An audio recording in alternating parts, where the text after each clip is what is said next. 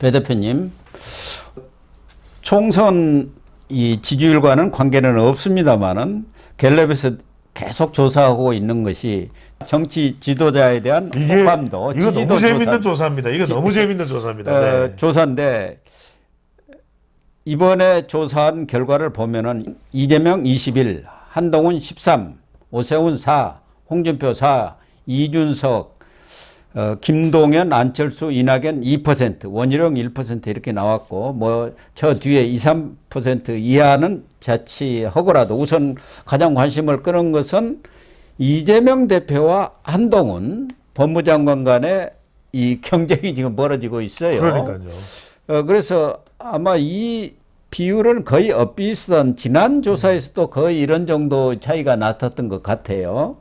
그런데 이번에 하나 두드러진 것은 서울에서는 한동훈 장관이 18%, 이재명 대표가 17%예요. 네. 물론 뭐 경기 인천에서는 이재명 대표가 훨씬 좀 앞서 있습니다만은 이런 현상은 뭐 좀 한동훈 장관이 서울에 출마하면은 총선의 변수로 작용할 수 있나요? 바로 그 이야기죠. 그리고 계속해서 총선에 대해서 출마 여부에 대해서 선을 긋기보다는 네. 저는 제가 할 일을 합니다. 이렇게 이야기하는 거는 한동훈 장관이 일단 정치권에 본인 자신이 전면적으로 바로 지금 등장하지는 않겠다. 좀 상황을 보겠다라는 걸로 봐야 되겠죠. 그렇다고 해서 저는 절대 선거에 나가지는 않을 사람인데 그렇게 이야기하지는 않아요. 근데 이건 무슨 말씀이냐면 바로 누군가 그런 이야기를 했죠. 이 별의 순간 뭔가 기회가 오는 한동훈 스타 현상이라고 봐야 되겠죠. 네. 그러니까 한동훈이라는 사람이 별로 매력적이지 못한다면 국민의힘이나 보수 쪽에서 지지율이 꺾여 나가버리겠죠. 자, 이 지지율 굉장히 흥미로운 게 뭐냐면 지금 이재명 대표는 거의 박스권이에요. 변화가 없어요. 그런데 한 당의 대표이고 직선 대선 후보인데도 불구하고 지금 나오고 있는 선호도를 보면 21입니다. 네. 그런데 이 조사가 같은 한국 갤럽 조사인데 갤럽에서의 민주당 지지율은 한 33, 34 나옵니다. 예. 그러면 민주당 지지층 중에서도 이재명을 선택하지 않은 사람이 한 12, 3 정도 되는 거예요. 그렇게 되네요. 그건 뭐냐면 그런데 한동훈 장관은 대선 후보도 아닐 뿐더러 당장에 대선에 출마하지도 않았고 정치인도 아니지 않습니까? 예. 근데 검사 출신의 지금 법무부 장관인데 13%. 그만큼 확장성이 있다는 겁니다. 아, 확장성이 그러니까 있군요. 확장성이 있다라는 것이 아직 정치권에 들어가지 않았는데 왜? 이건 중도층이나 무당층이나 아직 국민의힘 지지층에서도 한동훈 쪽으로 몰아주기를 하지 않는다는 거죠. 그래서 보시면은 그 다음으로 등장하는 사람들 보면 오세훈, 홍준표, 이준석. 사실상 이준석까지도 포함을 해보면 다 국민의힘 사람들이에요. 네. 이재명 빼고 여기 지금 민주당 사람 있습니까? 이낙연 정도인데 2% 뭐 2%예요. 예, 그러네요. 그러니까 워낙 엄청난 차이가 나는 거죠. 예. 그래서 이 말씀은 뭐냐면 여기서 또 하나 중요한 것은 서울입니다. 서울에서는 오히려 1%지만 한동훈 장관이 지금 정치권에 내가 나가겠다라고 이야기를 한 것도 아니고 총선에 가시적으로 뭐 종로나 뭐 용산이나 출마선이 나오는 것도 아닌데 이 정도라는 거는 정작 이 사람이 출마 선언을 했을 때 그 파급 효과, 그 확장성, 그 어떤 여론을 요동치게 만드는 영향력은 무시하지 못한다라는 그렇죠. 겁니다. 근데 네. 마지막으로 뭐가 중요하냐면 한때는 더불어민주당이 얼마나 주저앉히려고 한동훈 장관을 공격을 했습니까? 네. 기억나실 겁니다. 그런데 이번에 탄핵 소추안 국회에 상정을 시도를 하려고 하고 통과시키려고 할 때 한동훈 장관 탄핵 소추안 올렸습니까? 안 올렸습니까? 못 올렸죠. 네. 그건 뭐냐? 일종의 우리가 겁난다. 이른바 공포 현상입니다. 잘못하면 역풍이 불어가지고 바로 그 부분입니다. 예. 그러니까 한동훈 장관에 대해서 한동훈 장관이 뭘 잘못했지? 탄핵 소추할 정도야? 예. 야당에서 비난과 비판을 할지 몰라도 탄핵 소추 당할 감은 아니잖아요. 예. 그런 거에 대해서 이거 뭐 명석한 두뇌를 가지고 있는 한동훈 장관이 그런 거 모르고 법무부 장관 역할을 했을 리도 없을 테니까. 그러니까 고 박사님 어느 때 상대 이 정당의 상대 정치 세력에 어떤 사람이 있을 때 위협적이었습니까? 굉장히 유연하고 노련할 때.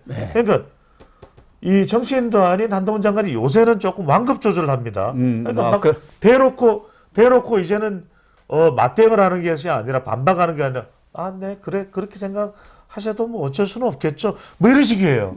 이게 무서워지는 겁니다. 이제는 유연성까지 한동훈 이 사람 보통 사람 아닌데 그러니까 이제 무조건 또 막 치고 들어올 때 당신도 그랬잖아요 하고 하는 사람하고 우리가 정말 차분한 목소리로 그렇습니까? 제가 검토를 해볼까요? 해보겠습니다. 이러면 무서워지지 않습니까? 그러니까 삿대질을 하고 싸우는 게 아니라 이제는 오히려 유연성까지도 보이고 있는 한동훈. 무서워졌다. 공포를 느끼게 되는 거죠. 이게 일종의 공포현상. 우리가 공포가 있을 때 그 부분은 두려운 존재가 되는 것이거든요. 그런 상황까지도 이어지고 있는 것 아닐까 이런 생각을 해봅니다. 결국 뭐 국민의힘도 요청을 하고 있는 것 같지만 대통령도 결단을 내릴 수밖에 없지 않겠습니까? 결국 그렇죠. 한동훈이 총선에 나가느냐 마느냐는 본인의 의사도 물론 중요하지만 윤석열 대통령이 오케이가 떨어져야 하는데 지금 상황에서는 윤석열 대통령이나 국민의힘이 다소 지금 여론조사에서 상승세를 보인다고 해서 무슨 여유를 가질 상황은 아니죠. 거의 절박한 상황이에요. 그렇다고 한다면 모든 가용가능한 인력을 총동원해야 하는데 그중에 핵심은 한동훈 아니겠습니까? 저는 나간다고 봅니다. 안 나갈 수가 없고 그리고 한동훈 장관이 나가서 국회의원이 됐을 때 일각에서는 그런 이야기를 해요. 출마 반대를 이야기하는 사람들이 한동훈은 서울시장이나 대선을 노려야지. 그런데 다음 선거는 오히려 국회의원 경험이 있는 사람을 더 선호할 수밖에 없습니다. 그렇다면 한동훈 장관이 들어갔을 때 초선이긴 하지만 그 중요한 건 무시 못하거든요.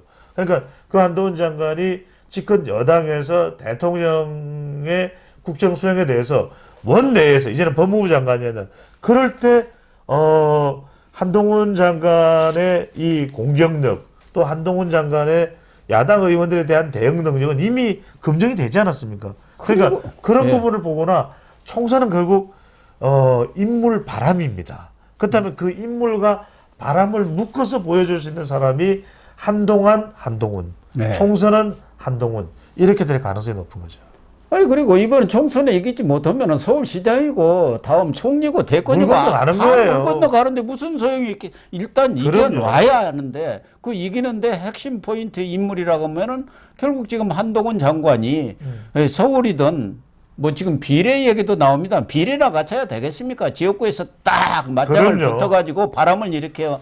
그래야만이 승기를 잡는 것 아니겠습니까? 그러면 자연스럽게 본인한테 기회가 오는 거죠. 저는 개인적으로 종로를 추천합니다. 종로에 나가서 저는 충분히 종로라는 지역 자체가 우리 시청자분들은 어떻게 보실지 모르지만 계속 바뀝니다. 이 야당이 민주당이 무조건 유리한 지역이 아닙니다. 지금 최재형 현역 의원도 있는데 그렇게 딱 나가는 순간 지난 수십 년간 대한민국 언론에서 맹활약을 해오셨던 우리 선배님도 보실 때 종로라는 상징성이 있지 않습니까? 그렇죠. 이건 뭐라든가 제 개인적인 생각입니다. 그런 경우에 바람이 일어나죠. 게다가 지금 김포시 서울 편입되어 있기 때문에 경기도까지 파급이 됩니다. 이건 정말 총선에서의 빅뱅 이슈가 되는 거죠. 그렇습니다. 그래서 지금 서울에서 여론조사 결과가 다른 데서는 뭐 이재명한테 좀 밀립니다만 영남권은 좀 앞서는 것 같고요.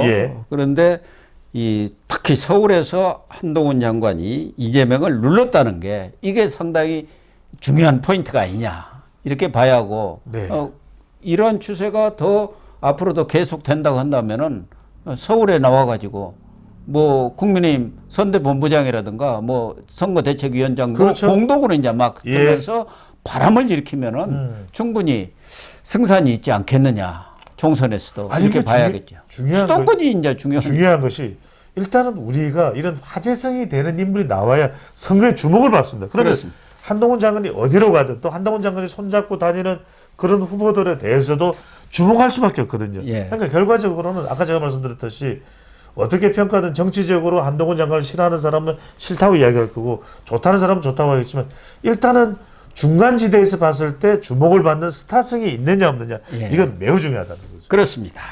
한동훈 장관의 앞으로 거취 저희들뿐만 아니라 우리 시청자 또 모든 국민의 관심사가 될 것 같습니다.